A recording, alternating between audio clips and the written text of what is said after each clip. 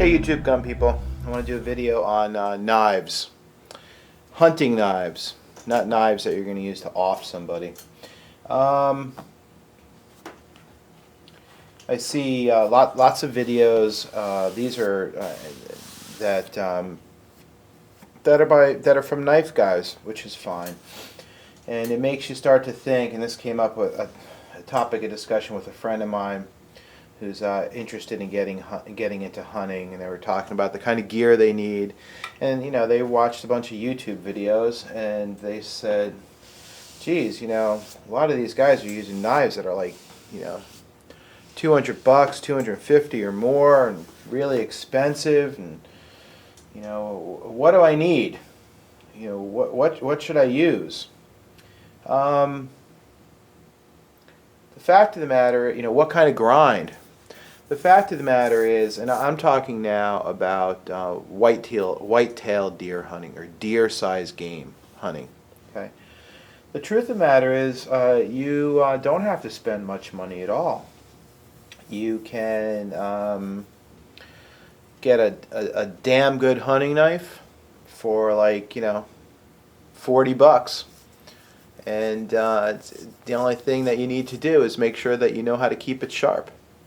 Sharp is sharp as far as I'm concerned. The issue of different grinds, hollow ground, chisel ground, convex, saber grind, sharp is sharp, man. I mean, for field dressing a deer, and I'm talking about a deer. So in the northeast, field dressing a deer. So in the northeast, you shoot a deer. What you usually do is field dress it, which means you eviscerate the animal, and you drag it back to hunting camp and hang it up, and then you butcher it later. Often the meat gets aged a little bit, particularly in really cold weather. There's, you know, it's up to you whether or not you like that. It's different strokes for different folks. And then for butchering, of course, I don't think any of these knives are really great choices for butchering. You want to use more butcher appropriate knives, and the best thing you can do is get like a butchering kit. I'll show you one of those. I'll do a review on one of those guys.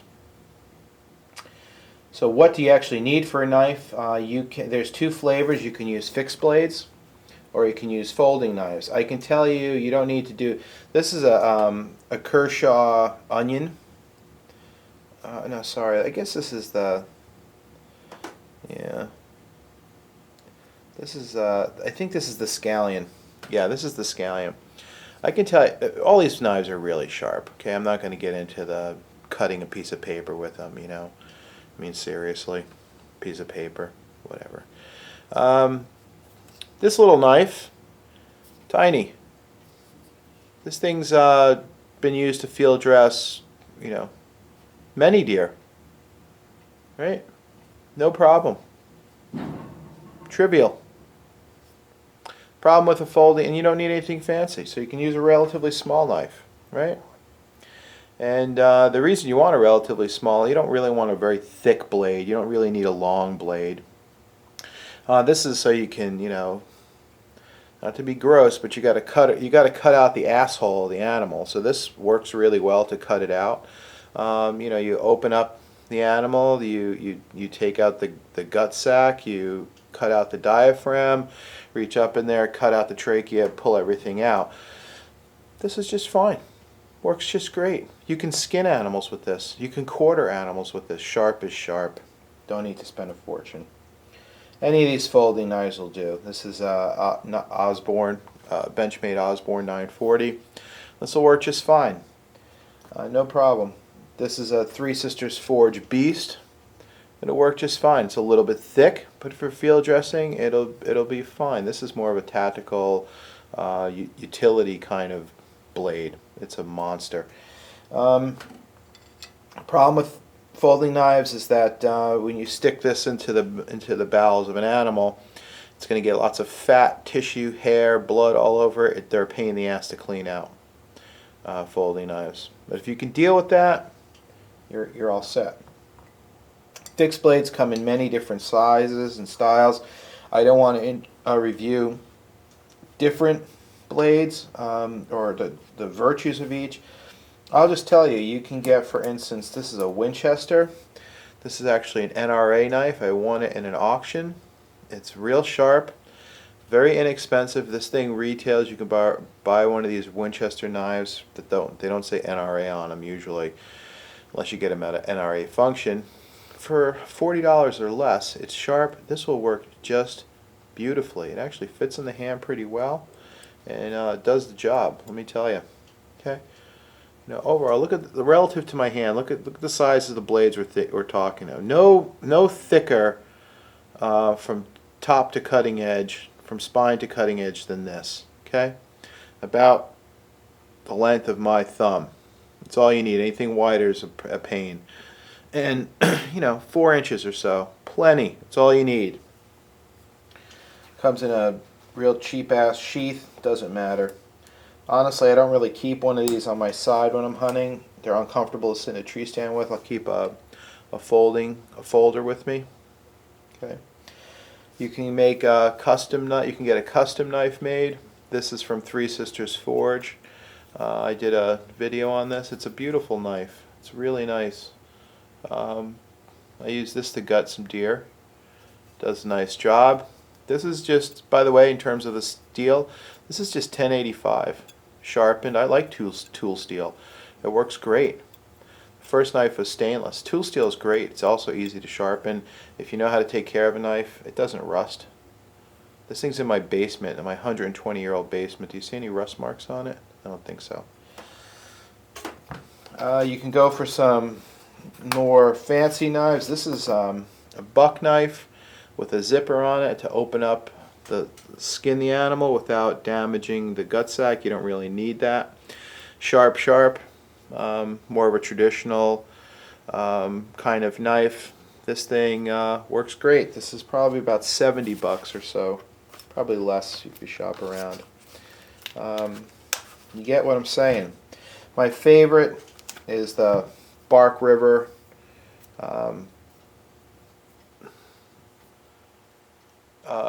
Fox River. This thing is a delight. It works great. But now you're getting into a knife that's rather expensive.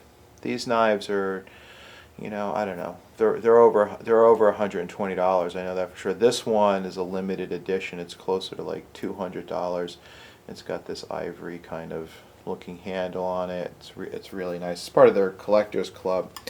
This is my go-to hunting knife, or was, until I got this guy, and this is really the one I really enjoy. This one, so I'll switch back and forth between this and the Bark River. You can also get small caping knives. Here's another Bark River caper. Caping means you're basically skinning out the animal, removing the cape for taxidermy purposes. This is a small little knife. Field dress, no problem. No problem. What you don't want is a big honking knife. Don't show up in deer camp with your K-bar on your side. People think you're a whack job loser, and you probably will be. This is just totally useless.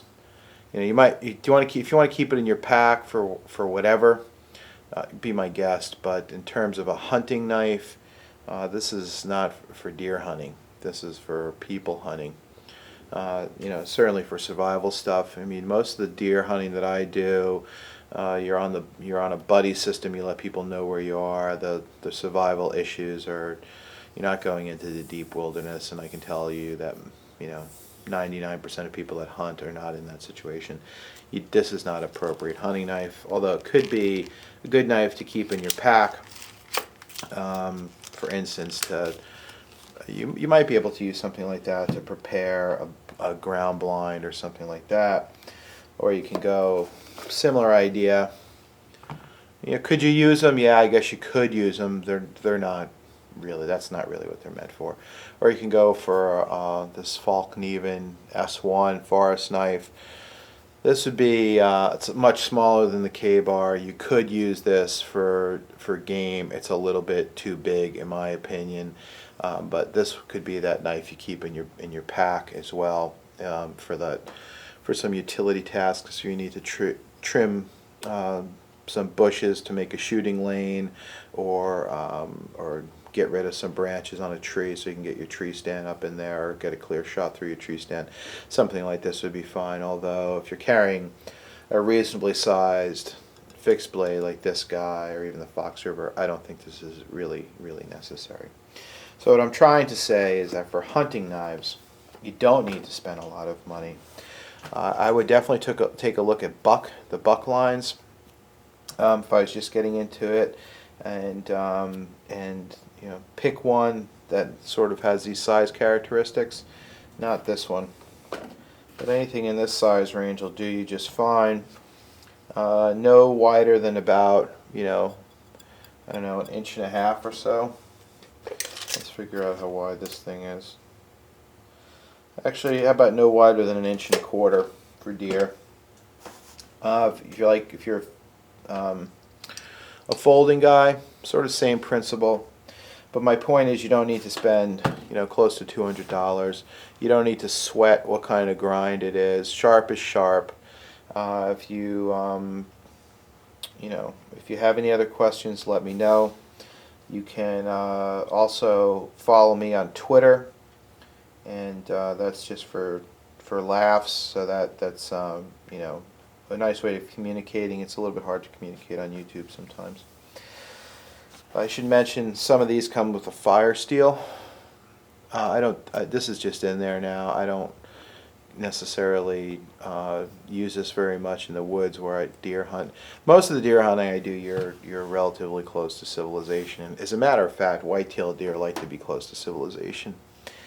They like crops, they like green fields. The big dense forests don't really hold a lot of white-tailed deer, regardless of what people say. There's no food source for them. Why should they stay there? They can come in your backyard and eat all your shrubs and grass. It's tasty.